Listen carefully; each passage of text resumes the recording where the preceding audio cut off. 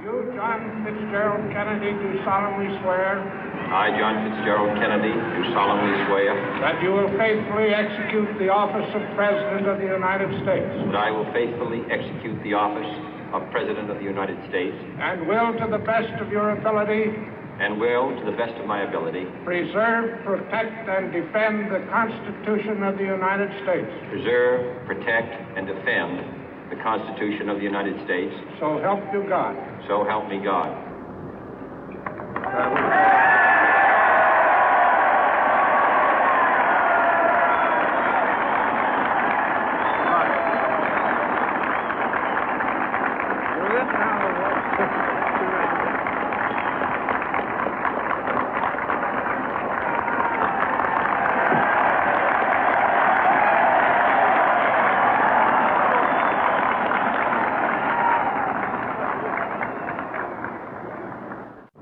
Vice President Johnson, Mr. Speaker, Mr. Chief Justice, President Eisenhower, Vice President Nixon, President Truman, Reverend clergy, fellow citizens. We observe today not a victory of party, but a celebration of freedom, symbolizing an end as well as a beginning, signifying renewal as well as change. For I have sworn before you and Almighty God the same solemn oath our forebears prescribed nearly a century and 3/4 ago. The world is very different now, for man holds in his mortal hands the power to abolish all forms of human poverty and all forms of human life. And yet the same revolutionary beliefs for which our forebears fought are still at issue around the globe. The belief that the rights of man come not from the generosity of the state, but from the hand of God. We dare not forget today that we are the heirs of that first revolution. Let the word go forth from this time and place to friend and foe alike that the torch has been passed to a new generation of Americans born in this century, tempered by war, disciplined by a hard and bitter peace, proud of our ancient heritage, and unwilling to witness or permit the slow undoing of those human rights to which this nation has always been committed and to which we are committed today at home and around the world.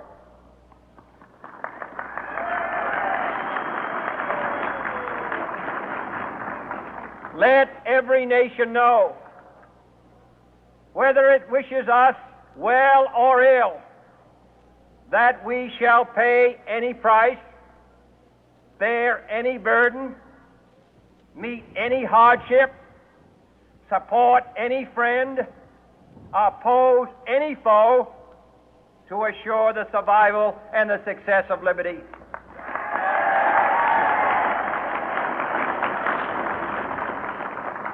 This much we pledge and more.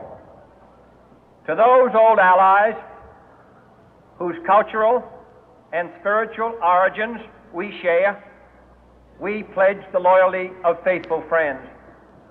United, there is little we cannot do in a host of cooperative ventures. Divided, there is little we can do, for we dare not meet a powerful challenge at odds and split asunder.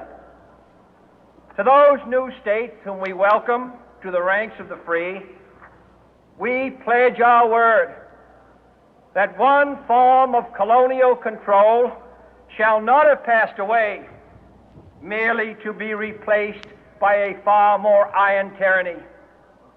We shall not always expect to find them supporting our view, but we shall always hope to find them strongly supporting their own freedom, and to remember that in the past, those who foolishly sought power by riding the back of the tiger ended up inside.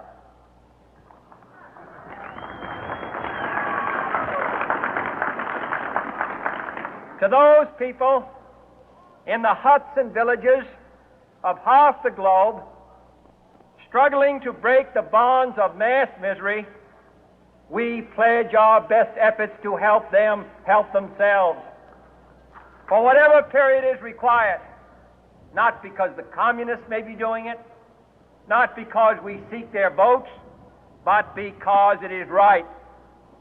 If a free society cannot help the many who are poor, it cannot save the few who are rich.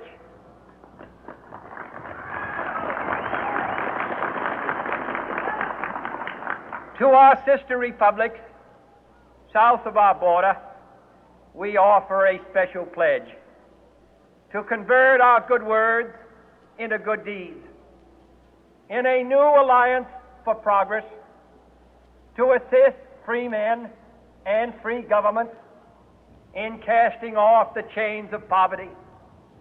But this peaceful revolution of hope cannot become the prey of hostile powers.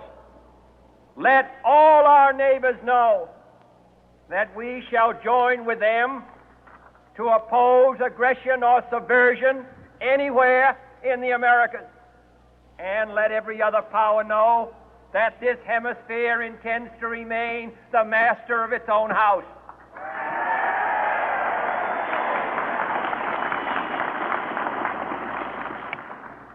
To that World Assembly of Sovereign States, the United Nations, our last best hope, in an age where the instruments of war have far outpaced the instruments of peace, we renew our pledge of support to prevent it from becoming merely a forum for invective, to strengthen its shield of the new and the weak, and to enlarge the area in which its writ may run.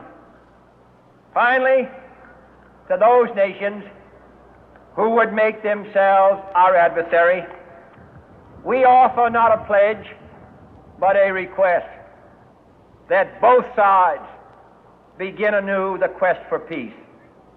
Before the dark powers of destruction, unleashed by science, engulf all humanity in planned or accidental self-destruction, we dare not tempt them with weakness, for only when our arms are sufficient beyond doubt can we be certain beyond doubt that they will never be employed.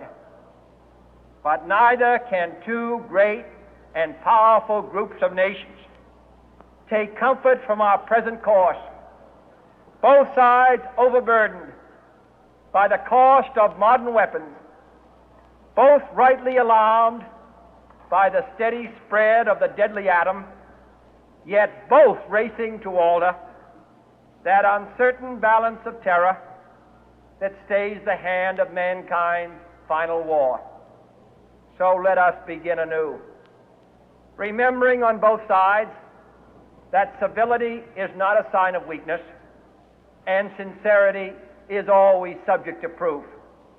Let us never negotiate out of fear, but let us never fear to negotiate.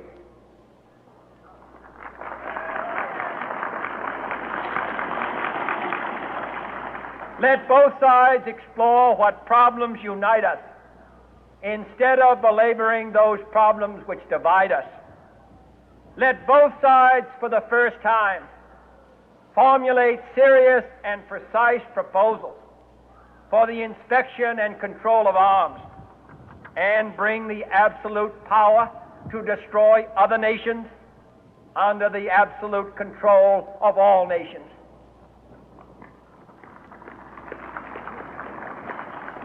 Let both sides seek to invoke the wonders of science instead of its terrors.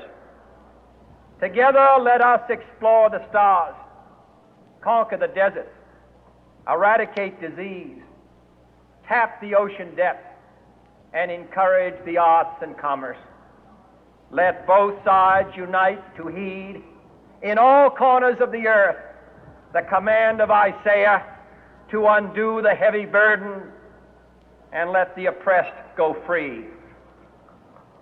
And if a beachhead of cooperation may push back the jungle of suspicion, let both sides join in creating a new endeavor, not a new balance of power, but a new world of law, where the strong are just and the weak secure and the peace preserved. All this will not be finished in the first 100 days, nor will it be finished in the first 1,000 days, nor in the life of this administration, nor even perhaps in our lifetime on this planet. But let us begin.